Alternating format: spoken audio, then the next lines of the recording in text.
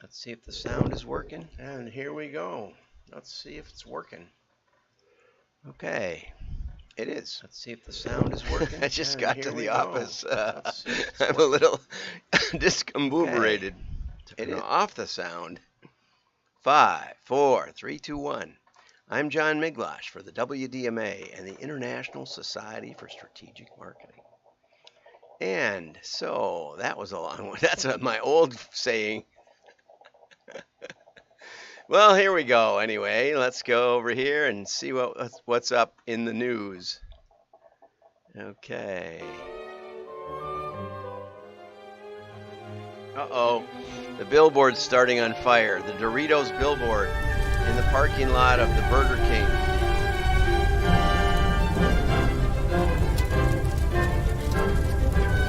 It's stopping traffic. People are coming with their cameras. Nobody's trying to put it out, of course. And it's burning down to the ground. So anyway, that's a lot of fun. Stop. I can't stop. That's what everybody's thinking when they come to this show. Stop. You know, I can't tell on LinkedIn how many minutes you watch, and so I don't worry about it too much. How's the coffee, John? It's wonderful. Hi, Stephen.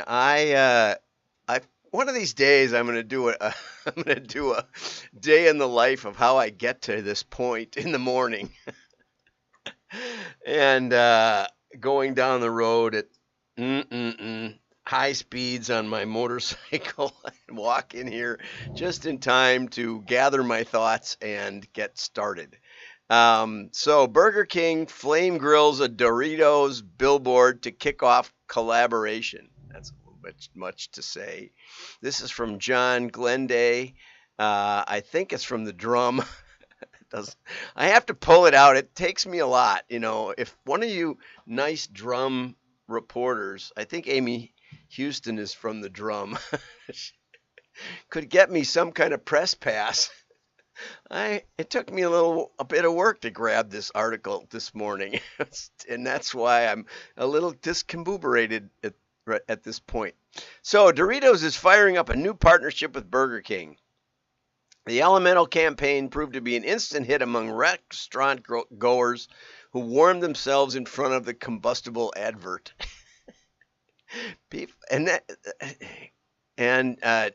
John, Amy always gets a person's name in here that I end up tagging, so it's much nicer for me. And a lot of times they write back and say thank you for the piece. You know, a spokesperson from Doritos, that's not going to cut it. People often say there's no smoke without fire, and a few onlookers started to put two and two together. So anyway, and it came out on April Fool's, and there was a subsequent stunt that happened yesterday, but I like this one better. It was more visual, I think. And so they're going to have some French fries, I think. It's hard to tell. Oh, they're gonna have some French fries dusted in Doritos and given some hot sauce, and they're also gonna have some a triangle Whopper that's gonna have, and then Doritos. Oh, okay, the triangle Whopper, and also the Whopper flavored Doritos. Now that sounds like a complete disaster, I have to say. I don't think Doritos is going to do very well with that. But anyway, who knows? You know, who knows? So it's a lot of fun. I love Doritos, and so I jumped on this. And I have to say, Burger King was the best nearby restaurant in the pandemic. They were sort of operating, although they sort of wouldn't let. I think they wouldn't let. I'm trying to remember. They wouldn't let you go in the place, but you could walk through the drive-through or something like that. And there were picnic tables outside, so we ate out there. This is masterminded by Splendid Communications. We're going to give them a plug. That's a great question. Am I going to touch on the Bud Light advertising controversy? Absolutely. Understand that Bud didn't pay this spokesperson any money, and someone somewhere, they must have the capability of putting anybody's picture they want on a can of Bud Light. So apparently they just mocked up a can of Bud Light and sent it, and it went on from there. I've never considered Bud Light real beer, so I don't know what they're worried about. Okay, that's all I'll say today. Are your designers using the best direct mail options? This is a pretty good article. Roger Gimbel from PI World. Okay, I think it was. Compared to yesterday. If you watched yesterday, that was not that helpful. And most of the articles I run across about direct mail probably aren't. But designers play a crucial role in the process by creating visually appealing and engaging pieces. Or they could be selling.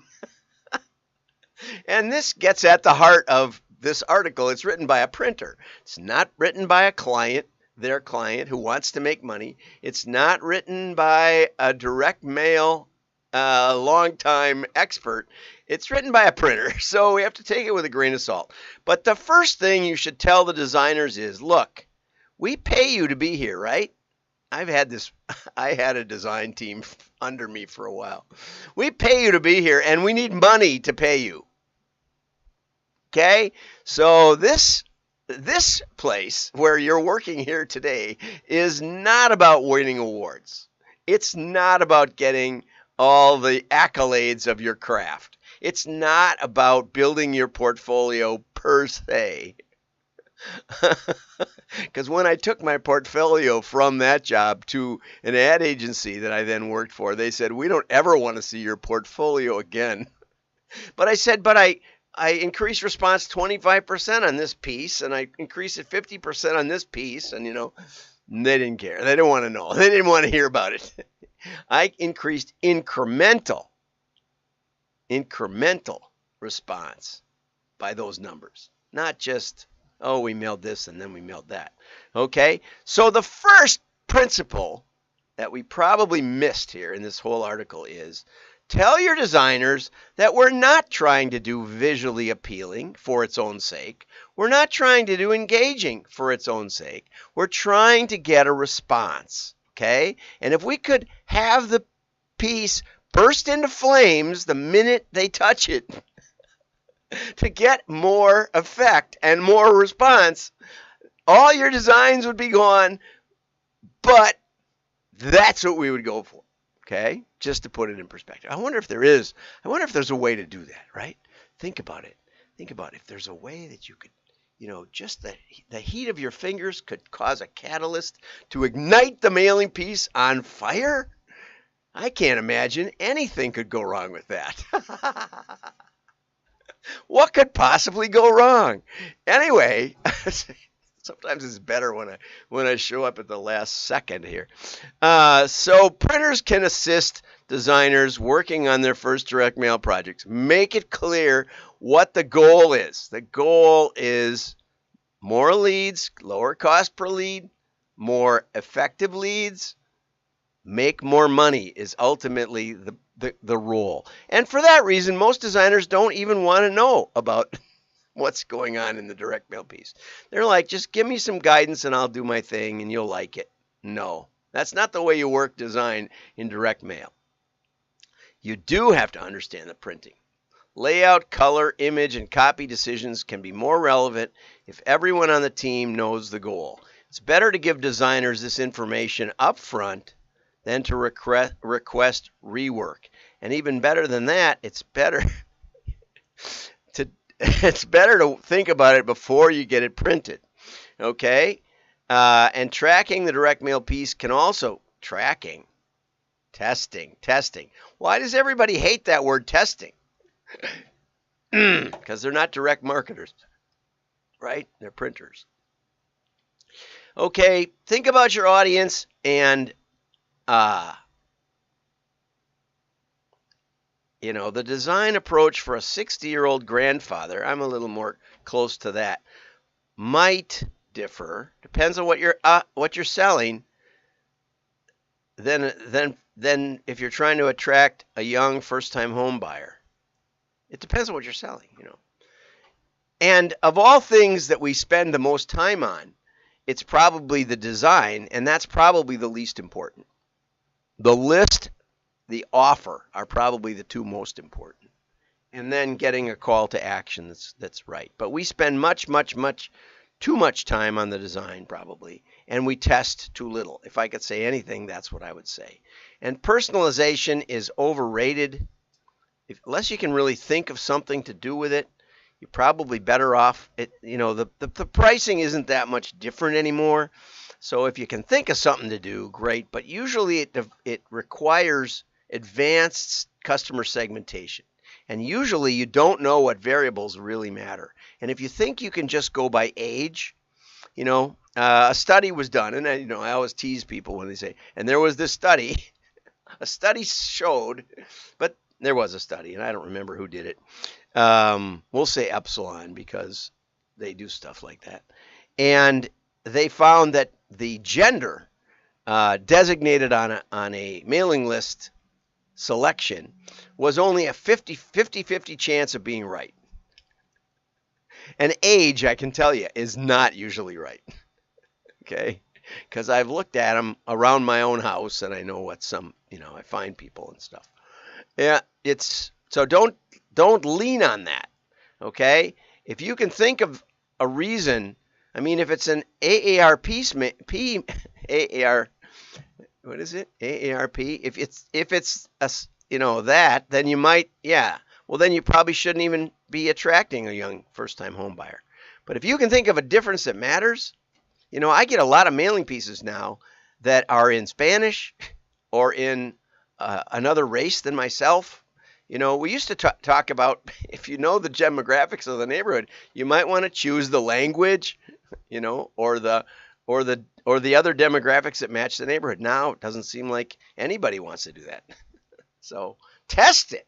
I'm not telling you to do it. I'm telling you to test it, right? Okay, so personalization, coatings and embellishment. Yeah, you can do that. Again, test it. I got that beautiful piece from Canada Post with the apples on it. Here's the apples, and it's just, you can see that the apples have been embossed and spot varnished, and it's just beautiful. But would that pay? I doubt it. I bet you $1 it won't. That it wouldn't have enough incremental lift to make it worth the cost, especially if it's a shorter run length, which it probably is. That's a government job. They can do whatever they want to make it look snazzy. Probably an ad agency figured that out. Okay, a call to action is important. Test the links. Consider a QR code. I'm going to show you a mistake I made with working with a designer. Designer education is a good investment. Yeah, so all of that's good. But here's one that I did. Let's try. I usually forget to switch this back, so we'll see what happens. But here's one of my first, it's probably the first catalog that I ever worked on. It's going to be hard to get those lights out of the way. I have big lights here. You just don't know about it. Okay, it was for General Binding Corporation. Notice the color of the cover. We can do it this way. That might work. Notice the color of the cover. Okay? It's beige. And I think that had something to do with the corporate colors. But I can tell you what, that was impossible to print. We did more catalogs after this. We got rid of the beige because every time you adjusted for some picture that could have been a better color match, it would throw the beige off, because beige is a mix of green and yellow or yellow and blue and red all together. And so it was a disaster to print. Okay, we also went over the postage weight limit. So there was a surprise when we took it to the postal service that we could have tested. We could have tried that earlier with the printer. My boss, Vic Hunter, said, "Didn't you mock it up? Didn't the printer mock it up for you with the paper sample?" I said, "No, I didn't ask for that." And it was the biggest printer in America. but it was a little bit too small a job for them to care about. And so they didn't care. And we ran it on too big a press, which made that beige even worse.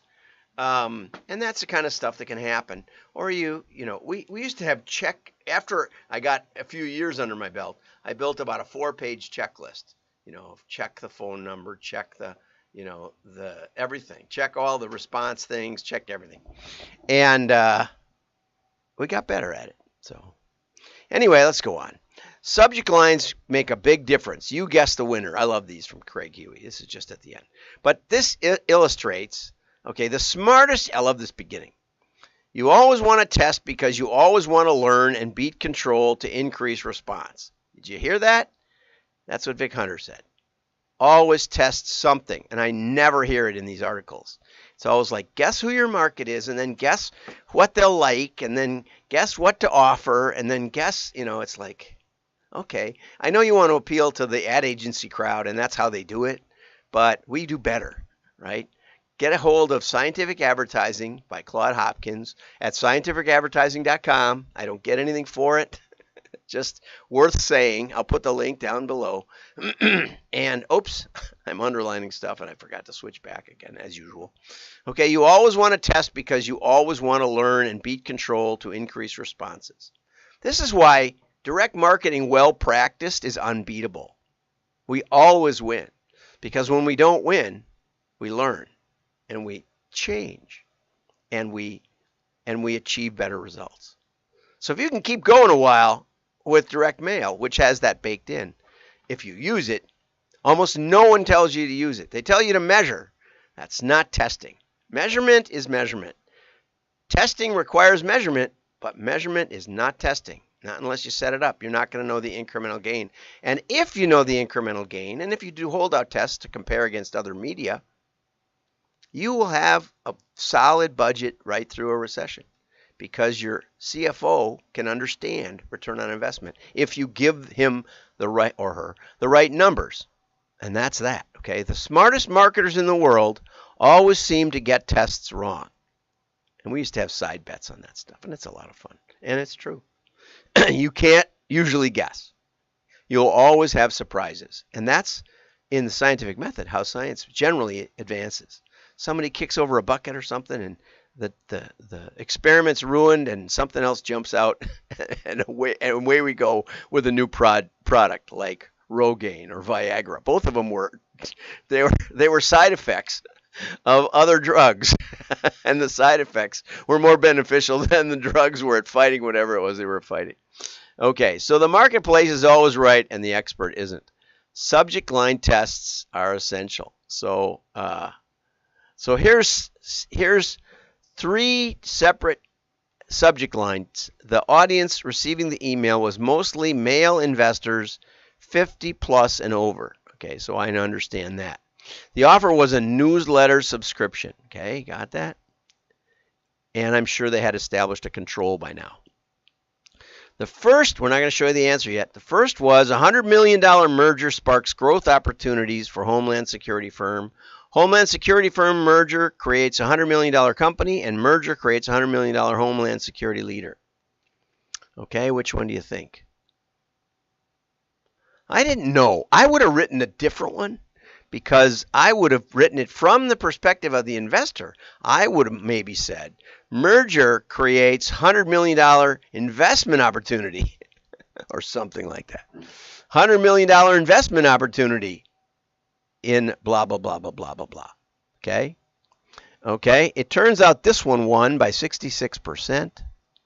He said the next best one was 16% over the last one, but he didn't say which of these was the second. But the most important point, and I thought this was really great, was many of your prospects are only going to see about 25 to 30 characters of your subject line. In this case, Homeland Security merger creates. And that's the compelling answer. Have a great day. Like and share. Your friends will know you're smart. It's right next to the like button. Hit the share button.